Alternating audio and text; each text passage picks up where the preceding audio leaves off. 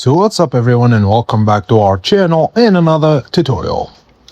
If you want one email address that sends messages to your whole team, here's how to create an email list in Google Workspace. Firstly, sign into the Google Admin Console with an administrator account, then go to Groups. If you don't see it, click More Controls and add the Groups app to your dashboard. Click the plus button to create a new group and enter a group name. Choose a group email address, and then select the appropriate domain if you have more than one. Choose the access level that fits your needs, and enable the option to receive emails from outside your organization if required.